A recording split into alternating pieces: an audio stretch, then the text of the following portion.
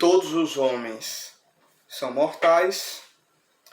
Sócrates é um homem, logo Sócrates é mortal. Esse é um argumento muito famoso, conhecido, etc. Quando se fala de filosofia, fala-se desse argumento e tudo mais. Qual é a forma aí que a gente pode extrair? Todos os homens, todo F é G, são mortais, todo F é G, a gente aí já consegue ter a primeira forma. X é um F, Sócrates é um homem. Aí qual é a conclusão? Logo, X é um G, Sócrates é um mortal. Então você tem aí uma inferência formulada, Todo F é G, X é F, logo X é G. Esse tipo de construção, chamado de silogismo, aí está dentro do que a gente chama de inferência. Então, o que a gente tem? A gente tem no argumento premissa, conclusão e inferência, que é a regra que relaciona os enunciados da premissa com os enunciados da conclusão, tudo bem? E é justamente isso que a área de conhecimento chamada lógica estuda, estuda as inferências, estuda os argumentos, nesse caso. Por qual motivo, qual razão é importante que a gente faça isso, essa distinção entre premissas e conclusão, para não chegar àquela situação de que alguém pergunta, mas por que é verdade isso que você está dizendo? Aí você fala, porque sim, porque é isso, ou seja, você está querendo justificar aquilo que você está dizendo com a própria coisa que você está dizendo, Você, para alguém que não está nitidamente convencido daquilo, precisaria de alguma outra coisa. Que coisa era essa? De premissas, justificativas, razões para aquela tese que você está defendendo. Caso contrário, você nunca vai passar no teste do Zequinha, do Castelo Rá-Tim-Bum, porque sim, não é resposta.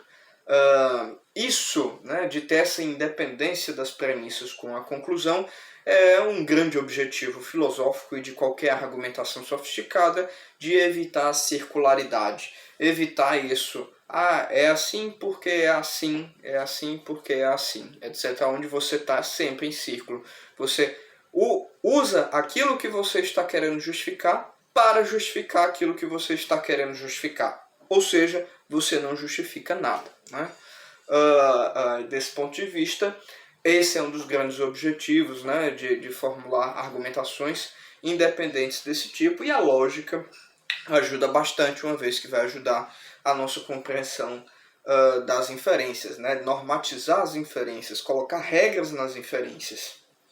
E aí, desse ponto de vista, nós temos vários sistemas lógicos, porque cada sistema vai analisar, estudar e averiguar determinados tipos de enunciados. O exemplo que eu dei do silogismo fundamenta o sistema silogístico, que é um sistema aristotélico. Ele estuda enunciados que relacionam propriedades gerais com propriedades específicas, ou com coisas específicas, ou como a gente costuma se falar, até mesmo nos termos do próprio Aristóteles, que foi o fundador do silogismo, aquele que explicitou esse sistema. Você vai aí lhe dar características universais e a relação delas com particulares, coisas particulares, objetos particulares da realidade. Exemplo, homem é uma característica, ser humano é uma característica universal, geral, mortal, uma característica geral também. Sócrates aí, um nome próprio, um objeto particular e específico, e você está relacionando aí esse objeto particular com outras características gerais. Essa lógica, esse silogismo foi tão poderoso, quando Aristóteles fez, realmente extremamente poderoso, de que milhares de anos depois, pelo menos 2000 anos depois, ainda se é utilizado, é extremamente importante, mas por muito e muito tempo achou-se que a lógica terminava aí. Pelo menos algumas pessoas, né, e algumas ilustres pessoas. Uma coisa interessante de se perceber é que Immanuel Kant, um grande filósofo alemão da modernidade, viveu há poucos séculos atrás, né, quando foi escrever seu livro de lógica, fez o seguinte comentário, que a lógica já nasceu pronta, né, com Aristóteles. Depois do que o Aristóteles fez, a gente não tinha mais o que fazer, era só apresentar, né?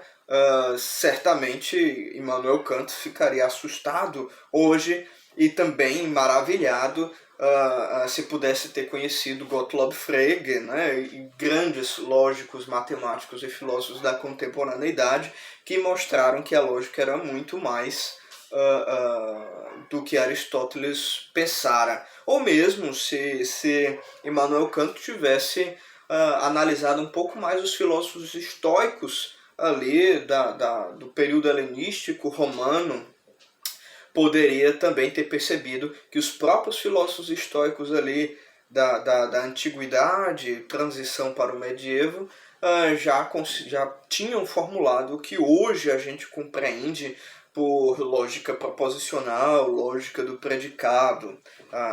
São outros sistemas lógicos, né? A lógica proposicional, hoje conhecida também como lógica clássica, né? Um dos fundamentos da lógica clássica, ela é a lógica que vai lidar com proposições. Aí, de forma mais geral, como as proposições que eu falei, enunciados com sentido, com valor de verdade, entre verdadeiro e falso. Né? Isso vai muito além daquilo que o sistema silogístico elabora. Essa lógica, junto, né, da lógica de predicados, que vai de fato analisar predicados atribuídos a determinadas entidades, né, aí nomes, etc., junto aí desses dois pontos a gente tem o que a gente chama de lógica matemática, porque iniciado por também Gottlob Frege. Por que lógica matemática? Porque é um sistema lógico que não só nos possibilita compreender as regras que estão no discurso entre universais e particulares, como fazia o silogismo, como também compreender o raciocínio matemático como um todo. Né? Então, um sistema lógico desse que explique a matemática é bem mais poderoso do que o silogismo que a gente tinha. Né? Existem também, depois de tanto avanço de lógica, a gente teve aí as lógicas não clássicas. Né? As lógicas não clássicas, elas são muito mais contemporâneas, né? Desenvolvidas atualmente, um campo de trabalho vasto e muito quente, digamos assim, na atualidade, e ela lida com alguns outros princípios que a lógica clássica não lida, né? Ou pelo menos derroga um princípio ou outro, ou lida com determinados tipos de enunciados um pouco mais diferenciados. Pegue aí como exemplo a lógica deontológica, né? Aí vai estudar enunciados de ética, como é proibido que, é permitido que, né? E a relação desse tipo de enunciado. Pense na lógica modal, né? Muito desenvolvida, tem um grande nome de lógica modal, Sócrates, né? Filósofo contemporâneo extremamente importante nessa área.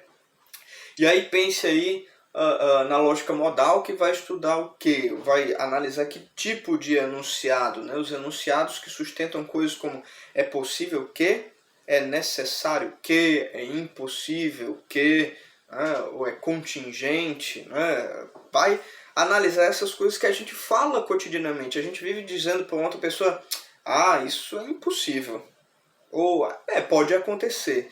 Mas como é que a gente, de fato, pode garantir essas coisas? Ou quando você diz, não, é necessário que aconteça isso daqui dessa forma se aquela outra coisa acontecer, não é? Veja que isso é uma noção fundamental para argumentos, né? Uma vez que, se as suas premissas forem verdadeiras, um argumento válido, e você vai ter a necessidade da verdade da conclusão, você vai precisar lidar aí com essa noção de necessidade. E lógica, uma lógica modal, vai analisar isso. Ou pense aí como uma lógica, pense aí na lógica paraconsistente, muito desenvolvida aqui no Brasil, né, o seu grande expoente, Newton da Costa, né, talvez uma das maiores contribuições filosóficas brasileiras para o pensamento, não só ocidental como oriental, também universal mesmo, onde você vai tentar observar contradições, não é?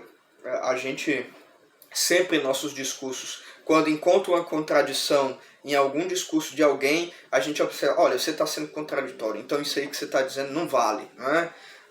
Mas a gente vive tendo contradições nas nossas cabeças, né?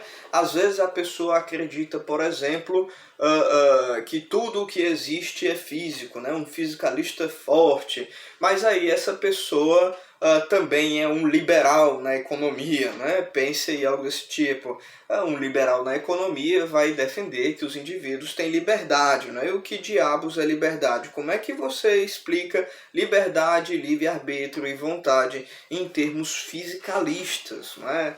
Aparentemente isso pode ser uma contradição que essa pessoa não percebia, mas isso explodiu a cabeça da pessoa, isso faz com que a pessoa simplesmente parasse de pensar. Não, a pessoa podia, obviamente existem saídas, né, para esse tipo de dilema, mas vamos supor que seja contraditório mesmo na cabeça da pessoa, a forma como a pessoa pensa. A pessoa simplesmente não sabia, mas mesmo que no sistema de pensamento e crenças daquela pessoa existisse uma contradição, ela continuava pensando, operando, conseguindo falar com outras pessoas. Então, um dos interesses da lógica paraconsistente é isso. Como é que a gente consegue analisar sistemas de pensamento que têm contradições nele, mas mesmo assim a pessoa não aceita qualquer coisa, né? Ou seja, o pensamento da pessoa não é trivializado, não vira trivial. Não é porque é contraditório ali que a pessoa vai aceitar qualquer coisa, ou que a pessoa não tem nenhuma regra, nenhuma norma ali no seu sistema de pensamento, não é? Isso também a lógica paraconsistente muito utilizada em inteligência artificial, por isso em sistemas de cognição, né? Esses são aí exemplos dos grandes sistemas de lógica que a gente teve, todos eles focados aí na análise desse grande conceito que a gente abordou agora, que é o conceito de argumento.